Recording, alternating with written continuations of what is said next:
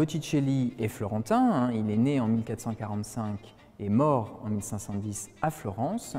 et c'est vraiment un pur produit de la Renaissance florentine puisqu'il se forme auprès du plus grand maître de l'époque, de la seconde moitié du XVe siècle, qui est Andrea del Verrocchio.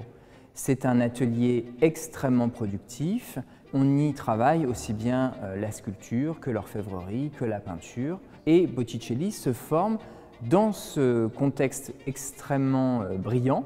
auprès des plus grands artistes de l'époque. Léonard de Vinci, Domenico Ghirlandaio, Le Pérugin, vraiment les grands artistes de cette fin du XVe siècle autour de Laurent de Médicis.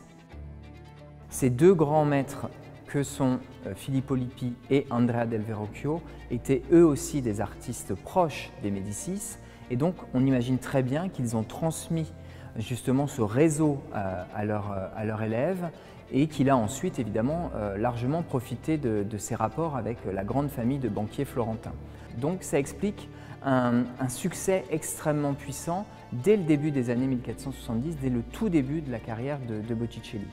Botticelli est un très grand dessinateur, il a été formé comme orfèvre, ce qui justifie cette importance de la ligne, hein. On imagine bien l'orfèvre qui taille vraiment le métal. Et on retrouve vraiment cette importance de la ligne dans les contours très marqués des formes de Botticelli, qui est un très très grand dessinateur. Il y a aussi une tendance à cet allongement des figures, pensez par exemple à la naissance de Vénus, et c'est aussi un très beau et très grand coloriste. On le voit très bien avec ce tableau aussi de Champigny en Beauce.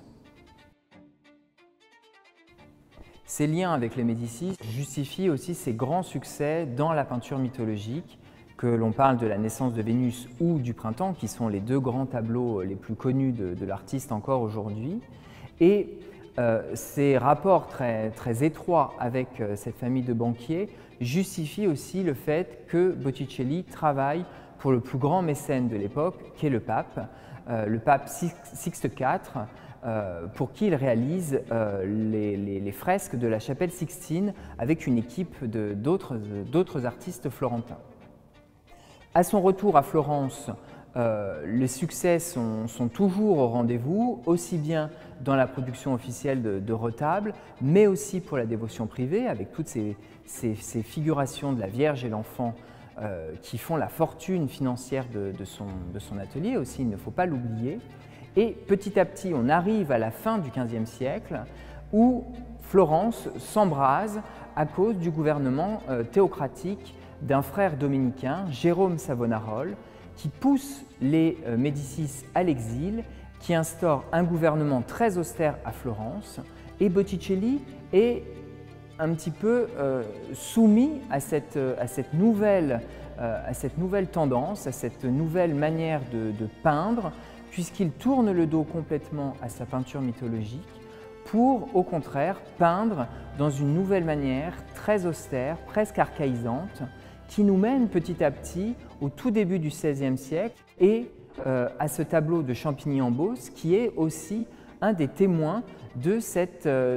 persistance des prêches dominicaines de Savonarole.